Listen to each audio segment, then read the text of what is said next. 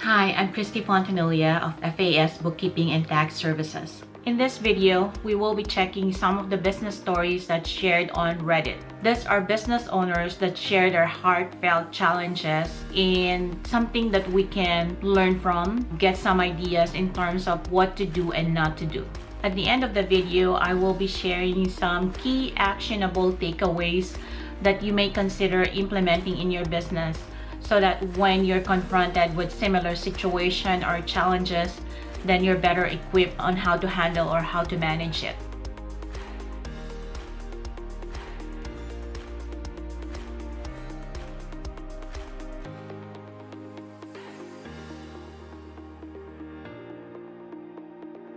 Establishing correct pricing for your product or service starts with knowing what your true cost really is. In any company, whether you're a small or large corporation, you have one or a combination of the following cost component depending on your industry.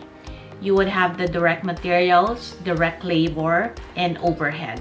The important thing is you have an internal system that will capture correctly the direct materials, direct labor, and overhead, and recording that as part of your direct cost, not part of the operating expenses. Say you're in remodeling business and you have the materials and you also have employees that work directly on each project.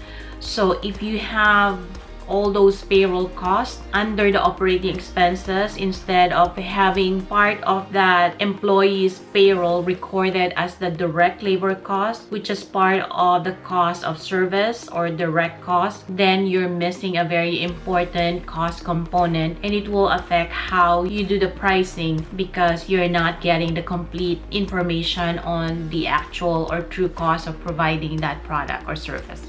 In that case, you're failing to capture a very important cost component, which is a direct labor cost component. For the most part, the direct labor or the labor cost is a big chunk of your total cost for providing that product or service.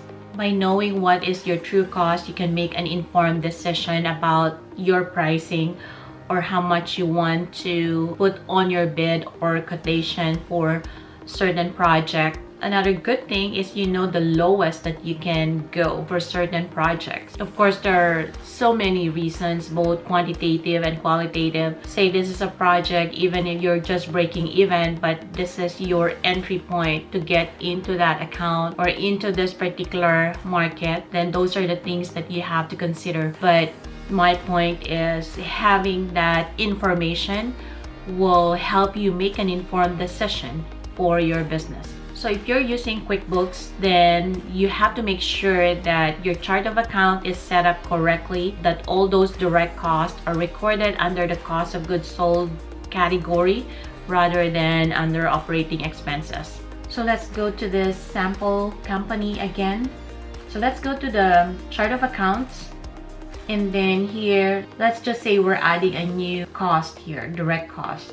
So want to make sure that your category is set up correctly. So here we want to show it as part of the cost of goods sold. So you can select from this detail type. So we said we're setting up direct materials, for example. So you choose the supplies and materials, and then you can use this name or you can customize it to whatever you want to see on your chart of accounts, and then just click save and close.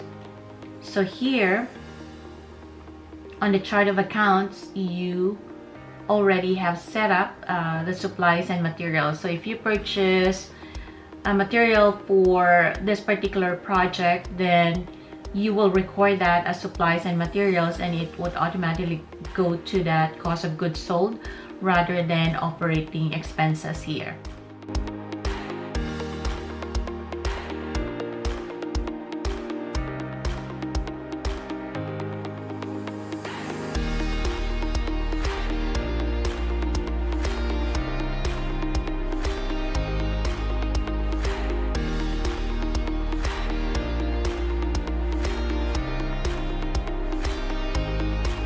Again, I'm Christy Pontanilla of FAS Bookkeeping and Tax Services.